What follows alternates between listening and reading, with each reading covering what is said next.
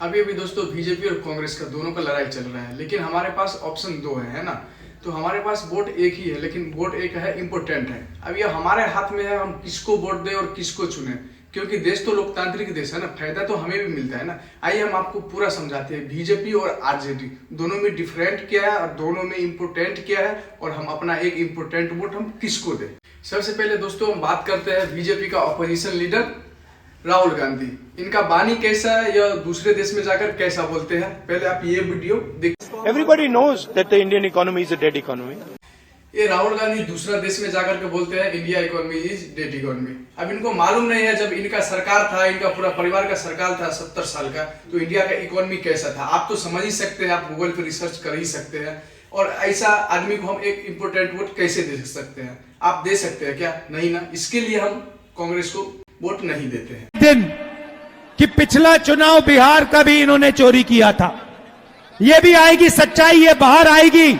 आपको क्या मालूम है, चलिए आपको हम पीछे लेकर चलते हैं। जब नेहरू जी और पटेल जी थे तो वहां पे एक वोट मिला था नेहरू जी को, और पटेल जी को 14 वोट मिला था, लेकिन सरकार किसका बना था? नेहरू का। वहां पे किसका सरकार बना था? कांग्रेस का। तो यहाँ पे तो वोट चोरी हुआ था ना, और यही लोग वोट चोरी का बात करते हैं। तो सबसे पहले वोट चोरी क्या था, कौन? अगर वोट चोरी ही होता है तो यूपी में मोदी जी कैसे हार गए? क्या आपको मालूम है 1971 में जब इंदिरा गांधी की सरकार थी तो उन्होंने गवर्नमेंट मशीन को ही हैक कर दिया था, जिसके लिए उनको 6 साल के लिए इलेक्शन लड़ने से पूरा बैन कर दिया गया था। और जबकि आप दूसरा एग्जांपल आपको हम देते हैं, कर्नाटक में भी कांग्रेस की सरकार है, वहां पे बीएलओ किसका अधीन होता है? डीएम और एसडीएम के अधीन। और वहां पे भी अगर वोट चोरी हो जा रहा है तो फिर क्या बीजेपी की गलती है? इसी कारण है जो हम कांग्रेस को वोट नहीं देते हैं। दोस्तों कुछ दिन पहले का बात है, जब हमारे इंडिया में जब हिंदुओं की संख्या लगभग 80% थी, तो उस टाइम कांग्रेस वालों ने क्या किया था आपको मालूम है क्या? सिर्फ नसबंदी किया था हिंदुओं को पूरा नसबंदी कर दिया गया था, और मुस्लिम को ज्यादा बच्चा पैदा करने पर उनको एक्स्ट्रा राशन और पैसे मिलते थे। क्या ये लोकतंत्र का शासन में क्या जायज था क्या? इसी कारण हम आरजेडी को वोट नहीं देते हैं। गोडसे ने गांधी जी को गोली से मारा, गोडसे इस संविधान के खिलाफ था।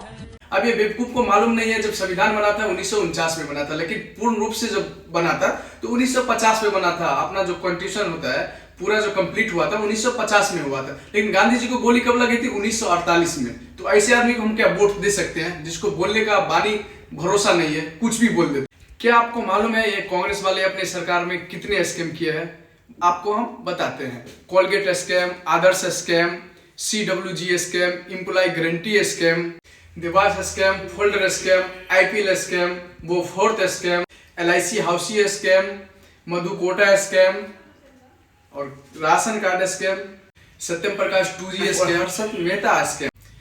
दोस्तों क्या आपको मालूम है जब 1996 में, 98 और 99 में अटल बिहारी वाजपेयी जब भारत के प्रधानमंत्री बने थे, तो उनको सिर्फ 15 दिन, 20 दिन और 30 दिन के लिए प्रधानमंत्री बनने दिया गया था, और उसको त्याग देने के लिए उसको इंदिरा गांधी ने उसको मजबूर कर दिया था, तो उन्होंने त्याग दे दी थी। लेकिन 2004 में मालूम है यही अटल बिहारी वाजपेयी ने पोटा कानून जो था उन्होंने लागू किया था, लेकिन 2004 के बाद 2005 में कांग्रेस का सरकार आते ही इसको हटा दिया। इसका कारण क्या था? क्योंकि पोटा कानून एक ऐसा कानून था जिसमें देश के बड़े बड़े आतंकियों को जल्द से जल्द सजा मिलता था, तो उससे आतंकियों डरे रहता था। लेकिन आतंकियों को बढ़ावा देने के लिए कांग्रेस का सरकार आते ही इसको पोटा कानून को हटा दिया गया था। इसी कारण है जो हम कांग्रेस को वोट नहीं देते हैं।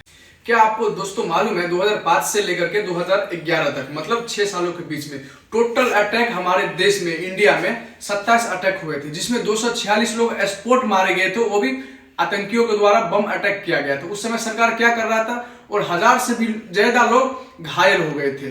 दोस्तों 2005 में हमारे राम मंदिर पे अटैक किया गया था, और 2006 में मुंबई में बम ब्लास्ट किया गया था, जिसमें 187 लोग स्पॉट मारे गए थे, और घायल कितने हुए आप समझ ही सकते हैं।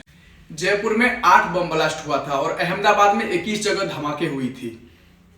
एक कांग्रेस वाला जाति और धर्म पे बात करता है, जिसका जाति और धर्म का कोई पता नहीं है।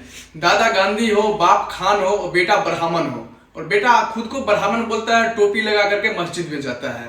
तो क्या हम ऐसे आदमी को वोट दे सकते हैं क्या? और ये देश बचाने का बात करता है। दोस्तों एक कांग्रेस वाला को राजीव गांधी की समाधि 15 एकड़ में है, और नेहरू गांधी की समाधि 52 एकड़ में है, और इंदिरा गांधी की समाधि 45 एकड़ में है, जो कि शक्ति स्थल है उसके नाम से जाना जाता है, जो कि दिल्ली में आप लोग तो देखे ही होंगे ना।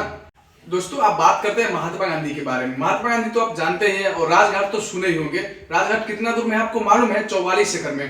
टोटल को अगर हम जोड़े तो कितना होता है? लगभग 250 एकड़ हो जाता है। अगर उसको कंपेरिजन किया जाए हमारे राम मंदिर से तो कौन सा बड़ा बात है बताओ।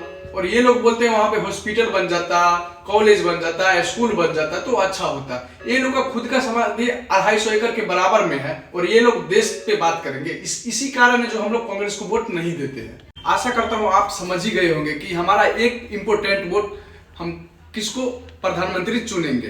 तो नेक्स्ट टाइम आपको ध्यान रहे। अभी के लिए इतना ही, मिलते हैं अगले वीडियो में।